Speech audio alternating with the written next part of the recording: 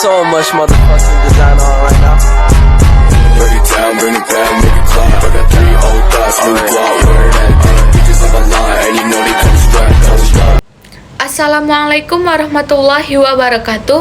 Halo guys, perkenalkan nama saya Dina Rahmadina dengan NIM 220061138, Departemen Bimbingan Konseling Fakultas Ilmu Pendidikan Universitas Negeri Padang.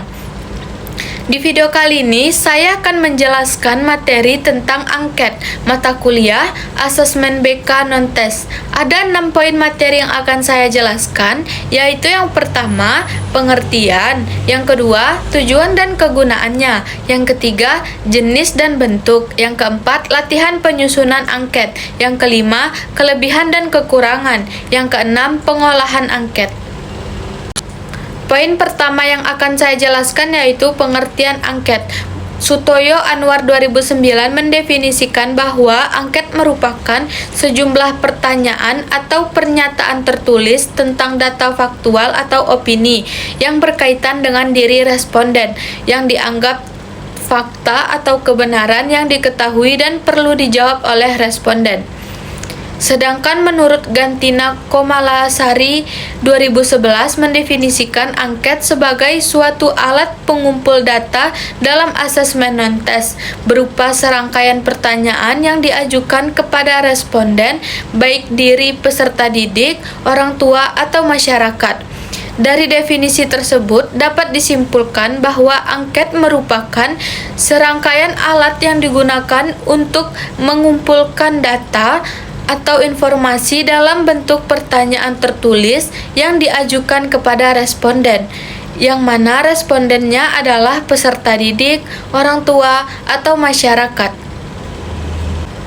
Poin kedua yang akan saya jelaskan yaitu tentang tujuan dan kegunaan. Tujuan angket yaitu untuk menghimpun sejumlah informasi yang relevan dengan keperluan bimbingan dan konseling, seperti identitas pribadi peserta didik, keterangan tentang keluarga, riwayat kesehatan, riwayat pendidikan, kebiasaan belajar di rumah, hobi atau informasi lainnya. Ada beberapa kegunaannya, yaitu yang pertama, mengumpulkan informasi sebagai bahan dasar dalam rangka penyusunan program.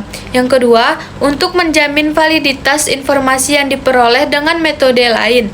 Yang ketiga, evaluasi program BK. Yang keempat, untuk mengambil sampling atau sikap atau pendapat dari responden. Poin ketiga yang akan saya jelaskan yaitu jenis dan bentuk. Ada 3 jenis angket, yaitu yang pertama, angket terbuka, merupakan bentuk angket yang pertanyaan dan pernyataannya member kebebasan kepada responden untuk memberikan jawaban dan pendapatnya sesuai dengan keinginan mereka. Yang kedua, angket tertutup. Angket tertutup adalah angket yang pertanyaan dan pernyataannya tidak memberi kebebasan kepada responden untuk menjawabnya sesuai dengan pendapat dan keinginan mereka. Yang ketiga, angket semi terbuka, yaitu bentuk angket yang pertanyaan atau pernyataannya berbentuk tertutup, tetapi diikuti pertanyaan terbuka. Selanjutnya, berdasarkan bentuk angket ada 2, yaitu yang pertama berdasarkan datanya dan yang kedua berdasarkan strukturnya. Ada 2 berdasarkan bentuk datanya, yaitu yang pertama, angket langsung. Angket langsung yaitu angket yang diberikan langsung kepada responden yang ingin diselidiki. Jawaban yang diperoleh dari sumber pertama tanpa adanya perantara. Yang kedua, angket tidak langsung, yaitu bila angket disampaikan kepada orang lain yang diminta pendapat tentang kondisi orang lain, sehingga jawaban yang diperoleh tidak dari sumber pertama, melalui perantara. Berdasarkan strukturnya ada 2 pula, yaitu yang pertama angket berstruktur, yaitu angket yang bersifat tegas, konkret dengan pertanyaan atau pernyataan yang terbatas dan menghendaki jawaban yang tegas dan terbatas pula. Yang kedua, angket tidak berstruktur, yaitu angket yang dipergunakan apabila konselor menginginkan uraian yang lengkap dari subjek tentang suatu hal. Poin keempat yaitu tentang latihan penyusunan angket. Ada beberapa langkah-langkah penyusunan angket, yaitu yang pertama, menentukan tujuan.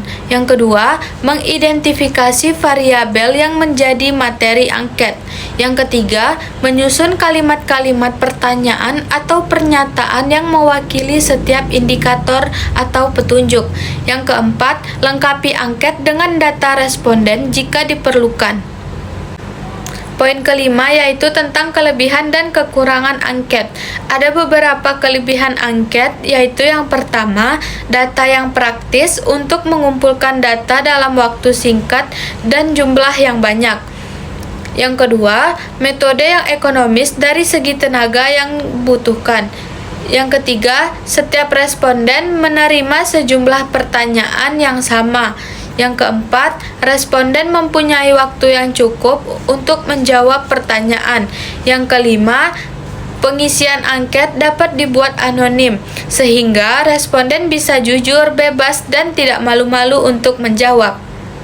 Nah, sekarang ada pula kekurangan angket, yaitu yang pertama, responden sering tidak teliti dalam menjawab. Yang kedua, sulit untuk mendapatkan jaminan bahwa responden akan memberikan jawaban yang tepat. Yang ketiga, penggunaan terbatas. Yang keempat, pertanyaan atau pernyataan dalam angket dapat saja ditafsirkan salah oleh responden. Poin keenam atau yang terakhir yaitu pengolahan angket. Pengolahan angket dalam bimbingan dan konseling adalah suatu proses untuk mengumpulkan dan menganalisis data yang diperoleh dari angket yang diisi oleh peserta bimbingan dan konseling. Langkah-langkah pengolahan angket yaitu pengumpulan data, pemrosesan data, dan analisis data. Pada tahap pengumpulan data, angket disebarkan kepada peserta bimbingan dan konseling untuk diisi. Kemudian, pada tahap pemrosesan data, data yang terkumpul akan disortir, dikategorikan, dan dimasukkan ke dalam tabel atau lembar kerja. Setelah itu, pada tahap analisis data, data yang telah diperoleh diproses, akan diinterpretasikan dan dianalisis untuk menarik kesimpulan atau mengevaluasi efektivitas dari program bimbingan dan konseling yang diberikan. Nah, itulah penjelasan materi tentang angket. Bila ada kesalahan, mohon dimaafkan. Saya akhiri dengan wabillahi taufik wal hidayah. Wassalamualaikum warahmatullahi wabarakatuh. Bye guys, see you on the next video.